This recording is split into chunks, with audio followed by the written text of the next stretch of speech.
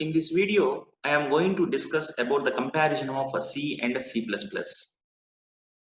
The comparison mainly depends on some factors. I will discuss one by one. The first comparison is basic type. C is a procedure-oriented programming and C++ is an object-oriented programming. What is procedure-oriented programming? In procedure-oriented programming, the entire problem or program can be divided into smaller modules called functions. And every function has its own local data and executed independently. Most of the functions share the global data value also. That is, the data is moving freely from one function to other function easily. That is, it transforms the data from one form to other form. So the data is not hidden in procedure-oriented programming. That is, the data is not secure because the data is moving freely from one to other. And one major disadvantage of using procedural programming is inability to reuse code throughout the program. If you want to rewrite the same type of code many times throughout the program, it leads to development cost and more time required for that particular project or program. One more difficulty is error checking. In procedure-oriented programming, the code is continuously broken into smaller pieces called functions. And with this approach, finding errors in the code becomes more difficult as the code gets longer and longer. Finally, in procedure-oriented programming, the language mainly concentrates or focuses on functions, not data. To avoid the disadvantages in procedure-oriented programming, object-oriented programming come into existence. In object-oriented programming, the entire problem can be decomposed into smaller entities called objects, and each object contains two properties. One is data and functions. The functions can access only the data within that particular object, and the data is not accessed by other external functions. So that the data is hidden in object-oriented programming. The communication between different objects is possible by means of a mechanism called message passing mechanism. That is, the communication can be done by using or through functions only. So, in object-oriented programming, the programming mainly focuses on data rather than procedures. And it is very easy to implement and easier for programmers to structure and organize software programs. The examples for object-oriented programming are C++, Java, C#, Python, Perl, PHP, and so on. The examples for procedure-oriented programming are C, Fortran, Pascal, etc. And next, the developer of the language. C was developed by Dennis Ritchie in early years of 1970s, and C++ was developed by Jarne Strausser at Bell Laboratories.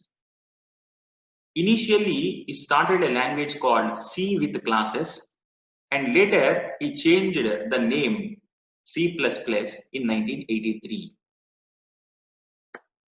And type of approach.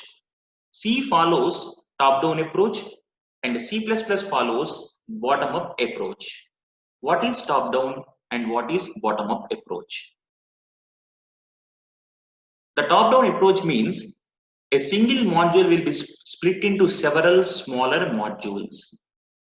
That is, the top-down approach breaks the main module into tasks, and these tasks are broken into subtasks and so on. That is, more general case to specific case. In bottom-up approach, lower level modules execute first and then next level modules. That is, a lot of small modules will be grouped to form a single large module specific to general case. Example, suppose if the requirements are clear at the first moment, we prefer top-down approach. In some situations where the requirements may keep on adding, we prefer bottom-up approach. This is the difference between top-down and bottom-up approach. The C follows top-down approach, C++ follows bottom-up approach.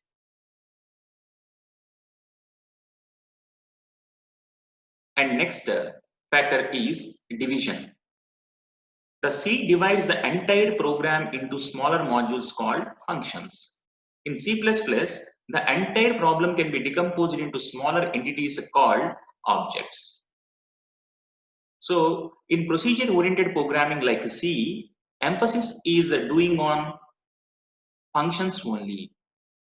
In C++, that is object-oriented programming, emphasis is doing on data, not functions. This is about division factor. And next important one is data sharing. In C programming, the global data is shared among the functions in the program. That is, if you observe the figure, there are two types of data. One is local data and global data. And each function has its own local data. And each function can access the global data value also. And the global data is moving freely from one function to another function. That is, the data is transformed. That is, data transformed from one form to other form easily. In object-oriented programming, the data is shared among the objects through member functions. If you observe the figure, in that figure, three objects are there, A, B, and C, for example. So each object contains two properties, data and functions.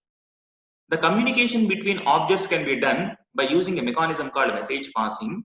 That is, the communication is possible by using member functions only.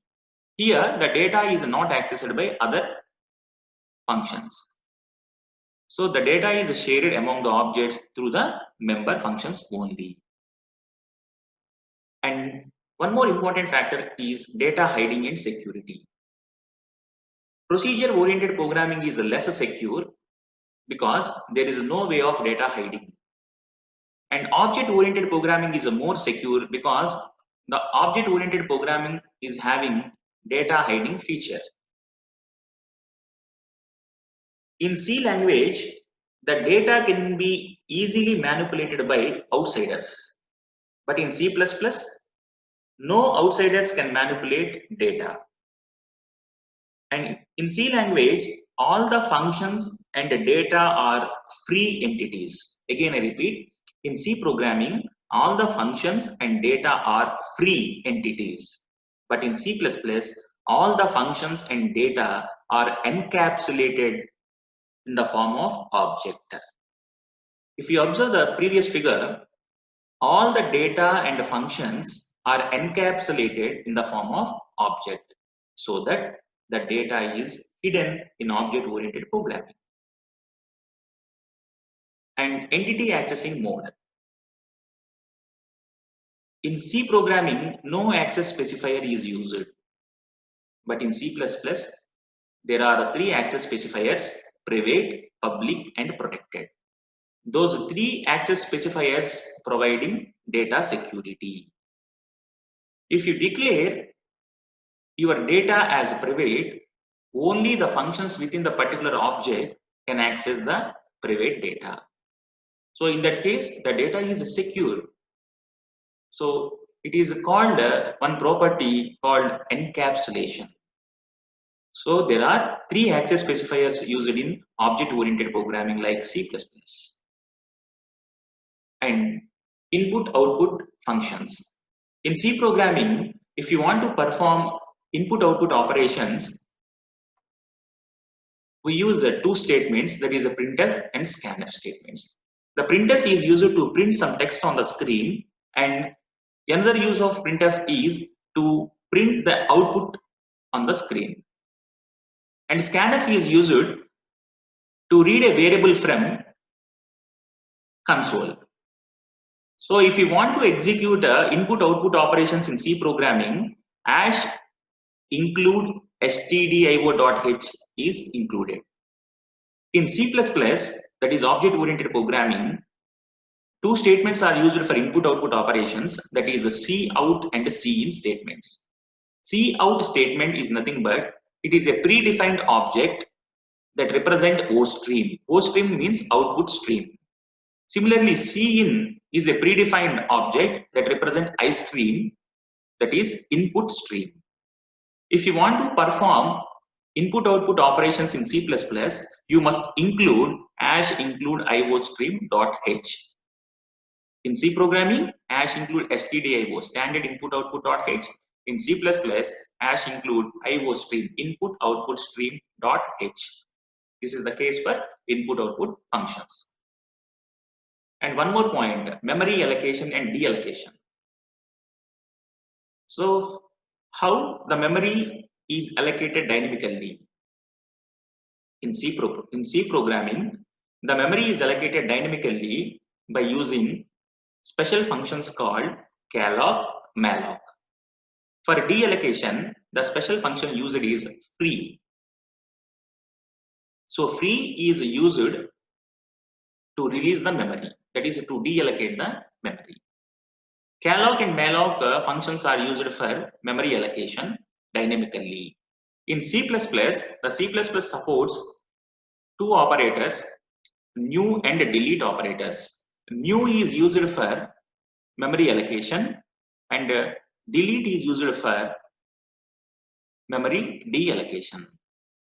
So new and delete are the new two operators for memory allocation and deallocation purpose.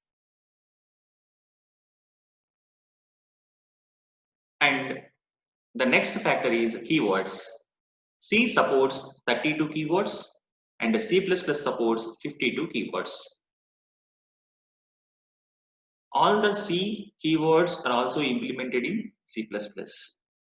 All the C programs are implemented in C++, but all the C++ programs are not implemented in C.